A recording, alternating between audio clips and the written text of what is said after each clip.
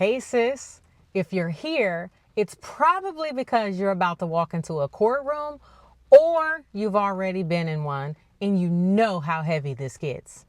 I just want to start by saying that you are not alone. This is one of the hardest things I've ever had to do as a mom. Now, I'm not a lawyer, but I am a mom who's been in that courtroom more times than I care to count. And this is the series that I wish existed when I was preparing. This is part one, how to mentally prepare for a court battle as a mom. Let's talk about what to bring, how to stay composed, what not to say, and then the one thing someone told me that really helped me show up with strength.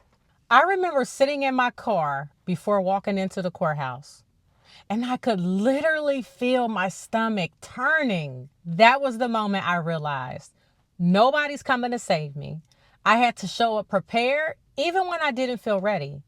That's when I really started learning what mental preparation even looked like. Let's start with the practical. Bring documentation, and I mean everything. If you have text messages, emails, parenting plans, school reports, daycare receipts, logs of missed visits, anything, bring it. Organize it in folders or a binder so you're not flipping around under pressure. Also, you want to bring you some water. You'd be very surprised how dry your mouth gets when you're nervous. Pack a snack if you can, because sometimes you'll be sitting there way longer than you expected. Dress like the judge already knows you're the most grounded person in the room. No dramatic fashion moments, just clean, simple, and respectful.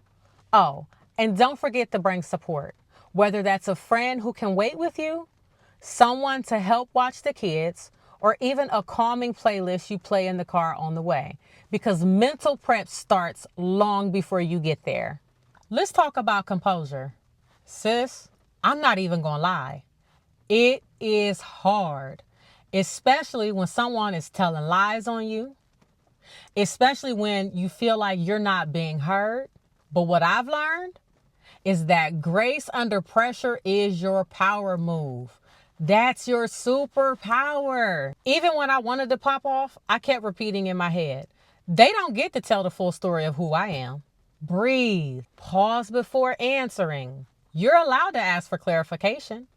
You're allowed to take a moment. You are not there to react. You are there to represent your child's best interests with clarity. Now, this is big, so make sure you write this one down. Do not say my kids in court. Always refer to them as our child or the children. I know it sounds small, but language matters. You don't want to look like you're trying to cut the other parent out, even if they've been absent or inconsistent. The court notices tone, phrasing, and posture. Avoid anything emotionally charged.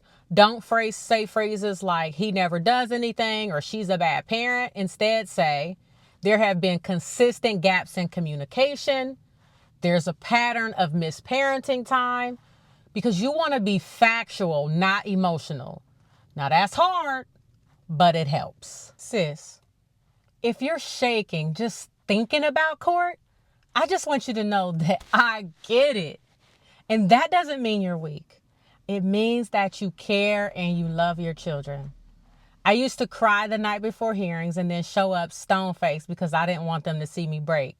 That's why I'm sharing this, because you're not alone. One of the best pieces of advice someone gave me, don't show up to prove them wrong. Show up to protect what is right. That shifted everything for me. Because if I went in trying to prove that the other parent was awful, it would have drained me. But if I showed up rooted in what my child needed, which is structure, consistency, safety, it gave me peace. You're not there to win a fight. You're there to protect your child's well-being. And don't you forget that. Don't you lose sight of that. If I could go back and talk to the version of me who was scared and overwhelmed and Googling how to survive court, I'd say this to her. You are stronger than you think. The fact that you're even watching this means that you are already showing up for yourself and for your kids. So keep going. Sis, I know it's hard.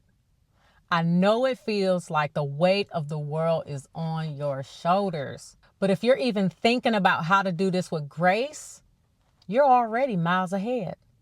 Now, this is part 1 of a full series I'm doing on navigating court as a mom. If it helped you or you want to see part 2, let me know in the comments. And if you've been through this, drop a word of encouragement for another mom reading this today. Subscribe if you're walking this road and want to feel less alone. We're building a space for resilient moms, and this is just the beginning.